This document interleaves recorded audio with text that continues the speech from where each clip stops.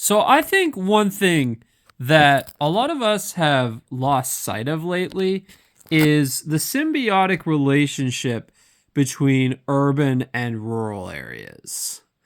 Because lately, and when I say lately, I really mean for decades, there's been a certain hatred fomenting between urban and rural people, largely along political lines, as rural people tend to be more conservative and urban people tend to be more liberal.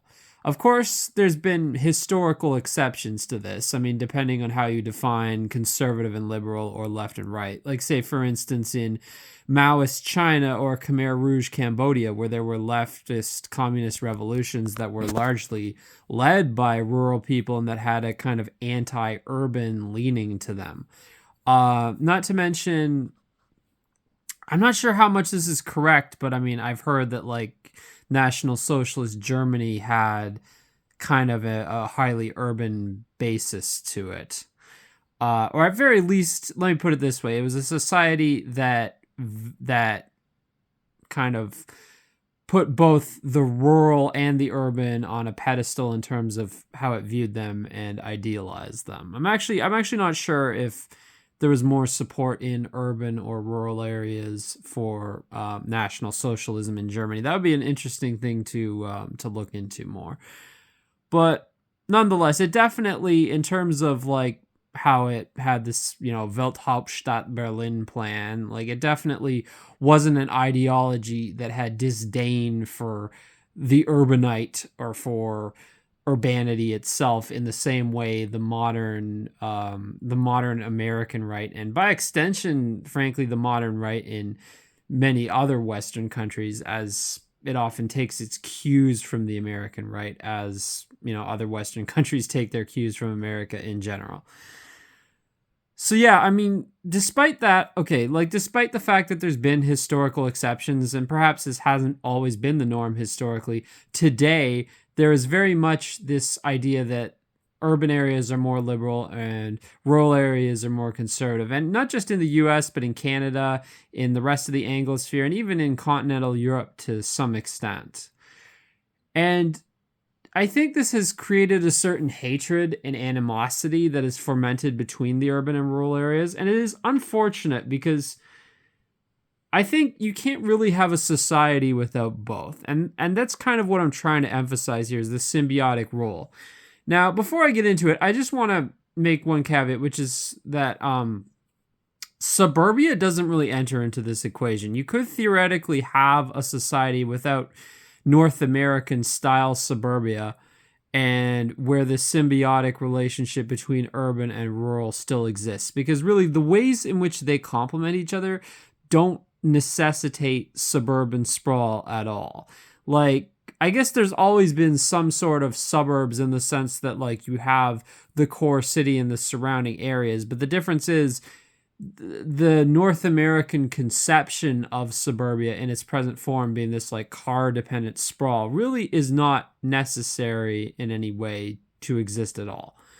You can definitely have a society without it. But what you can't have really is a society without urban and rural areas. And I'm going to get into why, because basically rural areas are the breadbasket. They produce the food. That is, I think, their first and foremost objective is food production. And not only that, but other raw materials like mining, extraction of various forms of resources. So essentially, rural areas, they produce food and they produce raw materials. And that's a very important function. But not only that, but rural areas historically and today have higher birth rates. So they produce people. And you have a lot more instances of people migrating from rural areas into urban areas rather than the reverse. Rural areas are very much a baby factory. They're a breeding ground, like literally, for children. And urban areas are essentially the opposite. They're a place where birth rates go to die, where people have fewer kids, at least. Like, I mean, even in societies with high birth rates, I'd imagine still the urban areas are lower than the rural areas, even when they're at above a replacement level. Like, it seems to be a universal truth that rural areas have higher birth rates, all things considered, within the same society compared to urban areas, respectively, even in cases where the urban areas are above replacement level. So urban areas, they're not really a baby factory in the same way rural areas are. So what do urban areas really produce? What they produce by and large is culture, science, and technology, and also finances.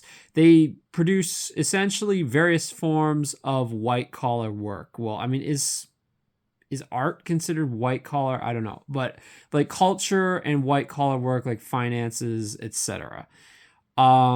And of course, yeah, science, technology, and research. And it's because, frankly, you need a certain critical mass of population and density to support these things. Like things like museums, universities, research facilities. It's not really viable in a tiny little village or in a rural area simply because of the population and the infrastructure that are required to maintain these things.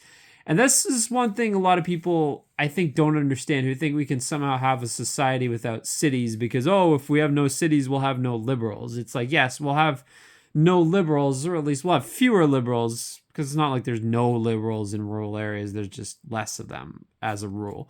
But we're not going to have much in the way of scientific research, technology, any kind of manufacturing,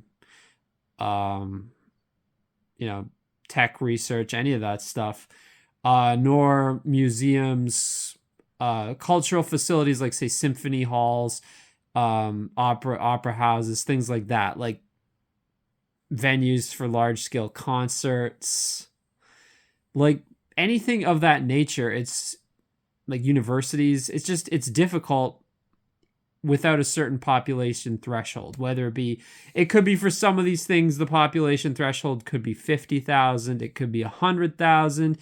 In other cases, it could be like 1,000,000. I mean, most things are viable with, like, I'd say 1,000,000 people. Like, there is a question, like, do we need super large cities like 10 million? I mean, historically speaking, no city prior to World War II in any Western country had over 10 million in the metropolitan area. I believe New York City was the first, and that was around the time of World War II when it surpassed the 10 million mark. So it's like, historically, prior to World War II, in the traditionalist days, we didn't have cities above 10 million. And there is a legitimate question, like, do we need cities of that size? Maybe we don't. Maybe there's no need for cities of that size to even exist at all. I can definitely agree with that premise. But I do think we need cities of some form. And we could debate, like, what's the maximum, like, where we no longer need cities that big, like where it becomes actually detrimental, where you're just creating some sort of hellish, overcrowded dystopia. Like, is it 10 million? Is it 5 million? Is it 1 million? Does it depend on the individual city? Maybe some cities are inherently designed in a way where they can support large numbers, whereas other cities are not.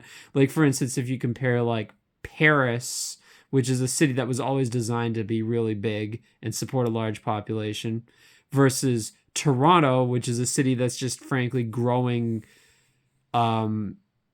it's getting too big for its britches, so to speak. It's growing maybe faster than it should, than it ever was meant to. So again, like, there's debates we can have here that are fully legitimate debates over what is the maximum size a metropolitan area should be before it becomes an overcrowded hellscape. But nonetheless, the point remains that cities, to some extent, are necessary. And without them, a society can't really produce higher forms of art, culture, technology, science, mathematics, research, etc. Now, some people who are primitivists might say, well, it's not necessary to have these things. Well, fair enough. If you're going to go full Kaczynski, I guess there is that perspective. But I mean, I wish if people the crush the urbanite types, if that's what they believe, I wish they would just be honest about it and say it rather than pretending that we can somehow like launch manned missions to Mars from a society that lacks big cities. Like, I mean, even like Silicon Valley is part of a metropolitan area. Now Silicon Valley's weird because it's actually kind of like a suburb. It's a suburban level area in terms of its density, but yet it's a focal point for big tech in San Francisco. That's kind of rare in that regard because in most places this sort of thing happens in dense urban areas, whereas in the Bay Area it's kind of decentralized to the extent you have like San Francisco as the downtown hub, but then you have Silicon Valley, which is kind of far away from it.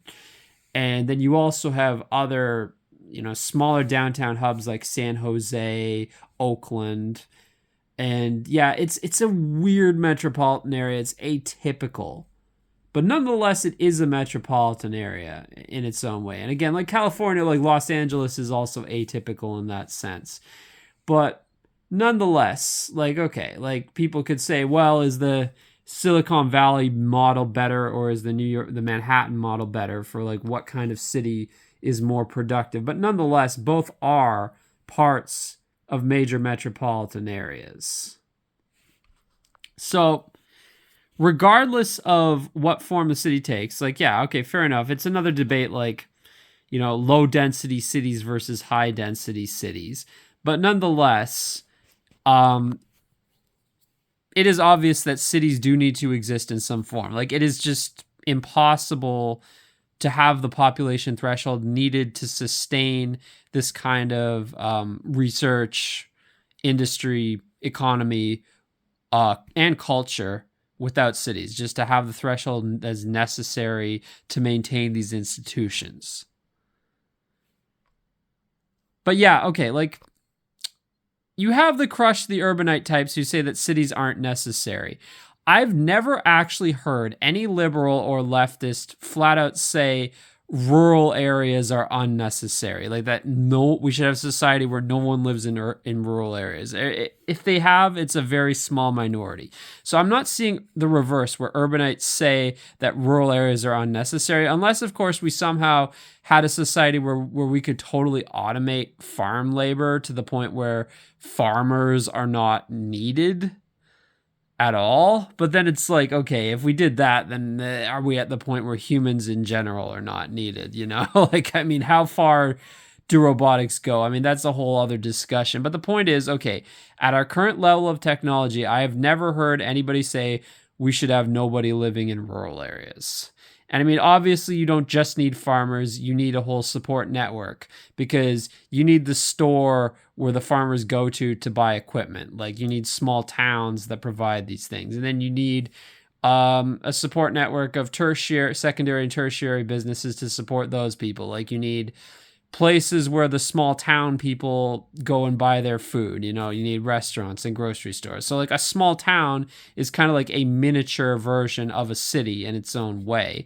And it's kind of a support system for these farmers and for the miners, like the people who extract the resources. So you do need some sort of small towns as a support network for these rural people also, and as a place for like the miners, the resource extraction people to live in as well. So my point is, yeah, okay, we do, like, there's not really a debate like that. I've only seen the debate go one way, where rural people say we don't need cities. I've never heard urban people say that we don't need rural areas. However, what I have heard them say is that, like, I have heard them express a strong level of contempt for people living in rural areas, even if they acknowledge begrudgingly that it's necessary to have rural areas with people living in them to do rural jobs like farming and resource extraction, and of course the secondary and tertiary businesses that support farming and resource extraction. Yeah, they will begrudgingly acknowledge the necessity of it, but nonetheless, yes, I've heard very strong levels of contempt directed by urbanites toward ruralites also, even if they won't go so far as to say nobody should live in rural areas. Whereas, yes, I do hear rural people on the right frequently say that we shouldn't have cities at all. Because I think even they know, even the most liberal left urbanites realize that you can't have a society without any rural people at all. It's just functionally impossible. But nonetheless, there is contempt on both sides. That is absolutely true. And I think both sides do need to appreciate this symbiotic relationship. Um, and both sides need to make certain concessions. Like, say, for instance, the people who say we need a society with no cars. Like, there are some people who say that. Look, for rural people in sparsely populated areas, that's just going to be impossible. Like, maybe it would be better if they drove electric cars rather than gas powered cars. Maybe it would be better if they didn't all drive massive gas guzzling SUVs and pickup trucks, at least if they don't need a pickup truck at the moment. You know, if you're just going to on an errand that only requires a car, do you need a pickup truck for that? Fair enough. But nonetheless, like, this utopianism of a society with zero cars at all, I think is an impossibility. And I think we do have to acknowledge that. Similarly, ruralites have to acknowledge that, like, they can't try to push this rural lifestyle on urbanites either. Like, public transit is required in urban areas, and it requires funding as well, which requires tax money. And again, like, it's a symbiotic relationship, and like, urbanites eat the food that ruralites farm, but at the same time, ruralites use technology that owes its existence to research that was done in urban areas, not to mention manufacturing in urban areas, whether here or overseas. And again, that's an entire separate issue, whether we should be bringing back more industry here. But I guess my point is, like, it's a symbiotic relationship, and people on both sides need to accept this. And yeah, I mean, there's inherent political differences to some extent, but again, I think that will exist in any society. It's just we have to change the Overton window of what left and right mean. But I think there will always be, you know, whatever the Overton window is of any society, like, be it, like, you know, let's say a fascist society. In a fascist society, there would still be a left and a right. It's just a more liberal ideology and a more conservative ideology. It's just that the Overton window of what it means to be a more left-leaning person or a more right-leaning person, a more liberal person or a more conservative person, would be quite different in that society.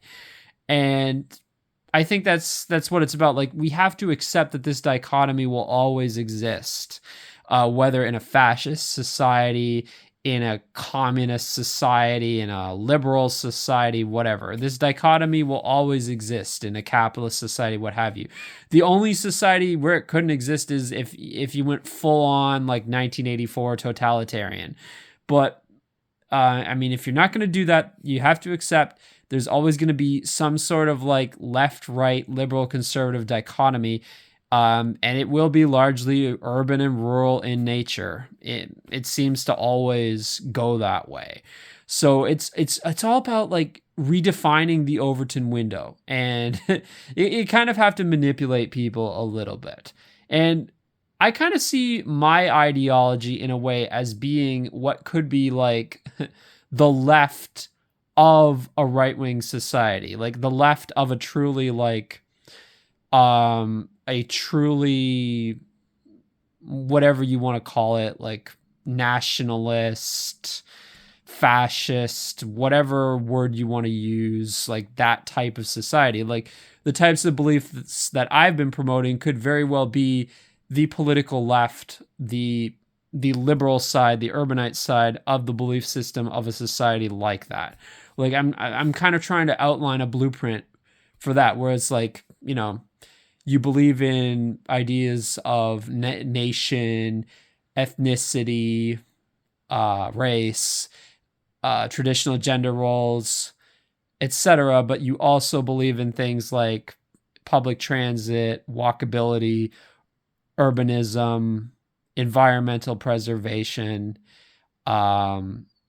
certain socialist economic measures, certain big government measures, etc. Like that would be an outline for what could be like the urban left in a nationalist traditionalist society. So yeah, like that's kind of what I'm trying to outline here. Um,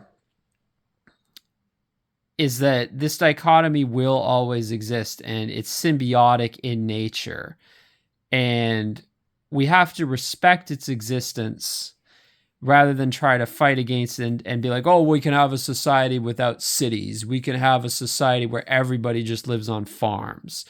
It's like, that's stupid. I mean, if you have that society, you're not going to make any more technological progress.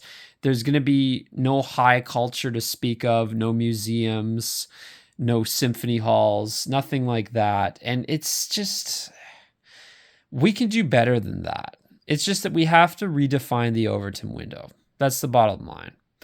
And we have to do this together, urbanites and ruralites, and understand the symbiotic relationship we have with each other rather than constantly hating each other with this like hateful rhetoric, crush the urbanite, or conversely, like, this idea like, oh, the idiocy of rural life, they're all a bunch of hicks or whatever, they're all stupid. This rhetoric on both sides is not helpful.